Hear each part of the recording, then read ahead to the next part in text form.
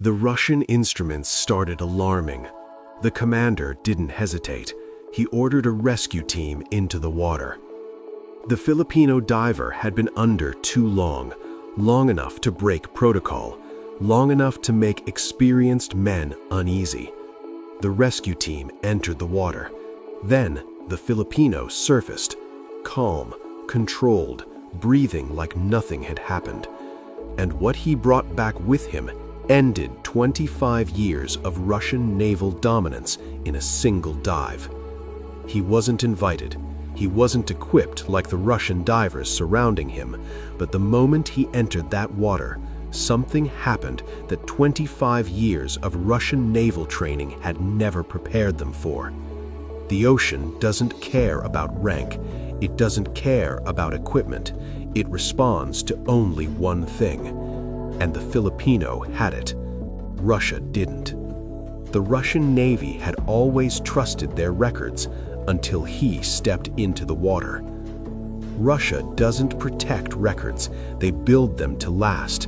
For this joint naval exercise, they brought their best, elite Navy divers. Men trained in the Black Sea, the Arctic, and the deepest test environments their military could create.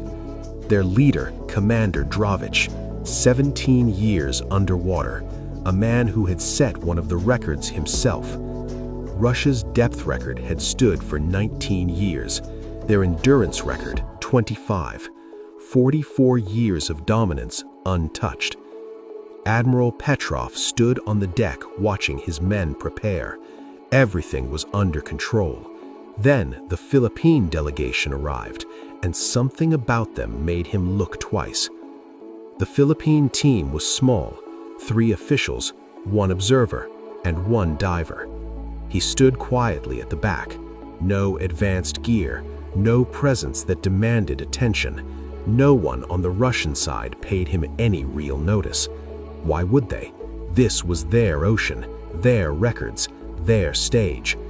But while the Russians were preparing for the ocean, the Filipino was already reading it.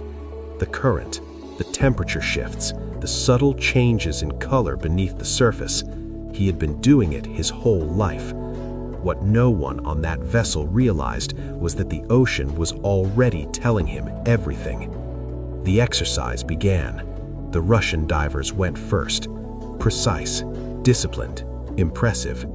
Commander Dravich's dive matched his reputation perfectly. He reached the depth record like a man returning to a place he knew too well. Quiet applause followed. Then the Philippine officer made a request. Their diver wanted to enter. There was a pause. Petrov looked at him. Simple gear, calm face. He approved. Not out of concern, out of confidence. What he didn't realize was that in that moment, he had just made the most expensive decision of his career. The Filipino diver walked to the edge of the deck. He didn't check his gear. He didn't prepare like the others. He sat down, cross-legged, eyes closed, still. 1 minute passed, then 2, then 3. By minute 5, the entire deck had gone silent. This wasn't meditation. This was control. His heartbeat slowed, his oxygen consumption dropped, his body adapted, not through machines, through training passed down for generations. He wasn't preparing to enter the ocean, he was becoming part of it. Petrov turned to his medical officer and asked a quiet question. The answer he got back was the first moment his confidence shifted. The Filipino stood up, checked his gear once, then entered the water. Smooth, effortless, like stepping into something familiar. The monitors began tracking his descent. At first, normal, then faster. Not uncontrolled, intentional.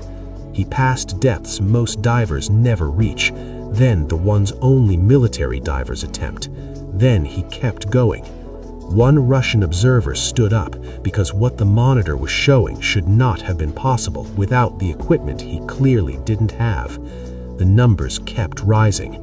Dravich moved closer to the screen, silent, watching. The Filipino passed his personal best, still going.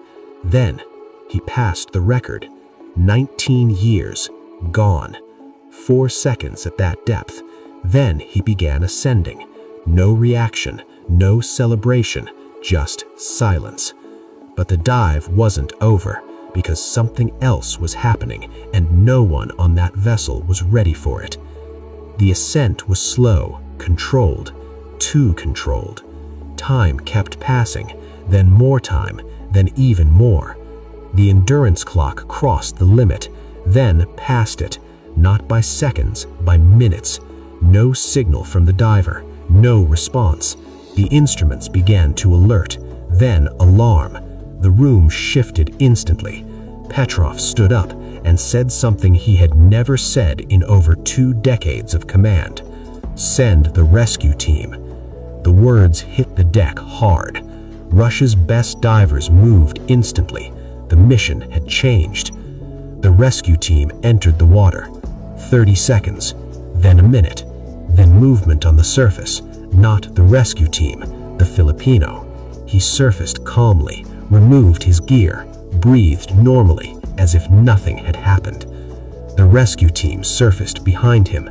They had never reached him, because by the time they entered the water, he was already coming back up. The data was reviewed twice, then a third time.